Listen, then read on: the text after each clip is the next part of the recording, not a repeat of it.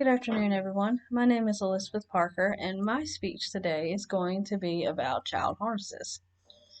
Fun fact about child harnesses: they got their start in the 1920s, but they didn't really get a debut until the 1980s when people started seeing kidnappings and disappearances, and they knew they needed a way to keep their child from running off from them. Also, in the next few minutes, I will tell you my personal experience with a child harness, some pros and some cons that I found while researching on child harnesses.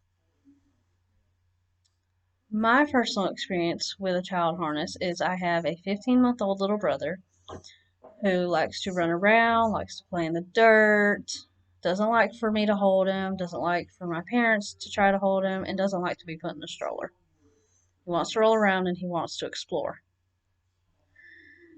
This is where I believe a child harness comes better into play than having to fight your child to make them let you hold their hand or to make them let you hold them. Because when you have a child who kicks and screams and doesn't want to be held, doesn't want to be put in a stroller, cries every time you put them in a stroller, a child harness will wrap around your wrist and can either also buckle onto their wrist or it can buckle onto their chest. So that way, if you have to keep them from running off or pulling away from you, there's no injuries. And you can always shorten the child harness to where you're closer to them, and it gives you a little bit more confidence that they're not going to run away from you. Now, some pros that I have found with the child harness is if you have a child that likes to bolt off or is really hyper, they're not going to stay in your hand for very long. They're going to fight and they're going to try to find ways to get away from you. And this is, like I said, where the child harness will keep them right at your side. They cannot go any further than where you let them go. Another pro that I have found with the child harness is it will actually give you some confidence as a parent that your child is not going to go anywhere. I know that that is a big thing nowadays because it seems like every time you turn on the news, a new child has gone missing, or it seems that there's a new Amber Alert out somewhere. When you live on a busy road or you go out somewhere, you always bring a stroller or something like that, and most of the time kids don't want to stay in the stroller and they don't want to have to be held the whole time. They want to walk around, they want to see what everything is, and that is when you take a child harness and you buckle on to them. Need it be their wrist or their chest, and you can let them go as far as you think they should, and you will keep your eye on them the whole time. They can't go any further and they can't unbuckle it themselves. A child harness usually ranges from ages 2 to about 8, when children are more likely to want to run away from their parents or not want to listen to siblings, and it is harder for us to keep up with them.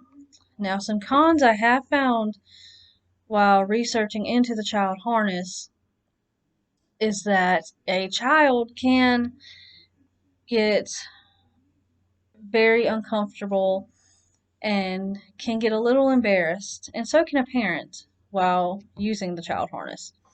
When you start getting into the older ages, like I said, about 8 years old, anywhere from about 5 to 8, children start noticing that, hey, this child does not have a harness keeping them back, whereas I do. And the older kids seem to get a little bit of embarrassment out of being different. And with the parents, there are still a lot of other parents, grandparents, that will look down on parents using child harnesses and think that it is wrong, and they think that a child is safer in a stroller. While children are safe in both, and I am not bashing, I do believe that maybe the child harness gives a child a little bit more freedom than the stroller does. And then another con I have found, which I've never personally experienced this, uh, is that the child has a hard time creating boundaries for themselves. And you have to give them the opportunity to create that boundary.